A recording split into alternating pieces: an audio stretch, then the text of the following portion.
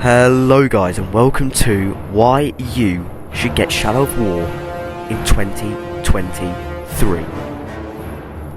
So just a quick brief background on the narrative. Just going to keep it short and sweet, but basically this is obviously a continuation from Shadow of Mordor, and it follows the main character Talion, who is still obviously with Celebrimbor, and what they do is they both travel to Mount Doom, where they forge a new ring of power. And this is obviously to try and free themselves of, Sauron's corruption. But then, this new character, called Shelob, takes Celebrimbor hostage and asks Talion for the ring, obviously for power, and obviously he agrees. But what she does with the ring is she uses it to see into the future, and actually warns Talion of, what's going to come. And then just to keep it short and simple, basically goes and he wants to help her and blah blah blah. He sorts stuff out with Celebrimbor. I know I'm sort of rushing this, but I don't really want to, spoil it. But anyway, eventually, he gets the ring back. That's all you need to know. And then he uses that. This is where the fun starts in the game, to dominate orcs, and you get to build a massive army, basically. So yeah.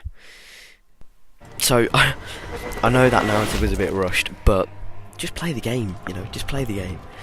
But no, genuinely, I'm not being paid to say this, but I genuinely think this is like a diamond in the rough. Diamond in the rough. Diamond in the rough. Obviously, I just genuinely think it's a bit of a hidden gem. I've never really heard. I know when it first came out, there was a few issues with a few things, but I've never really heard anyone say anything bad about it, and I'm pretty sure Batman, the Arkham games, made by the same people. I think, comment if I'm wrong, but I don't think I am. So that's why the combat feels so good, and it basically feels like you're Batman but with a sword, long hair, and without all the costume, and you're literally killing orcs. Yeah, the combat is so similar, and it's just so I don't want to say pleasurable, or but you get what I'm saying. But it genuinely feels very easy to dodge, counter, attack, execute, all the good stuff. So, and some of the cutscenes for the executions are really good, and they're nice. So onto the Nemesis system, and this is why these games are so unique, Shadow of War and Shadow of Mordor, because it basically just expands off of that, and it's very similar to the first game, where enemies in the game are, generated. Well, they're not like generic, because some of them are really bizarre. But basically, it's just way more upscaled this time, and I think it's a bit more smarter. And obviously, you've got the huge fights, which which are really fun. I have to say, they are really fun. They are some of the highlights of the thing, especially when you've built all your way up. Like, you get the foot soldiers, then you get the captains, then you get the generals, and you get them all, and then you go against the fort. It's honestly one of the best things about this game, and why it's so addicting.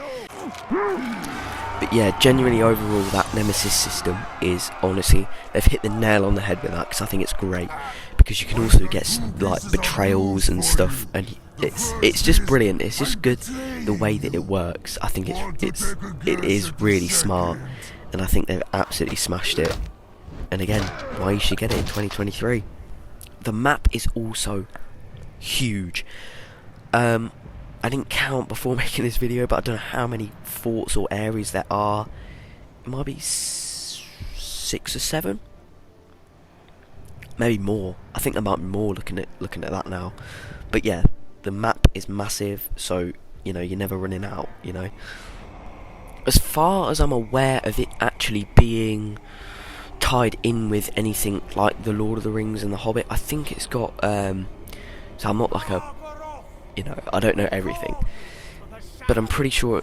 I know that obviously Celebrimbor was the one who made the rings and all that, and it is linked in. But with the actual story of it, I don't think it's not, actually tied in with any of the films, or like, do you know what I mean? It's not way before, if you know what I'm saying.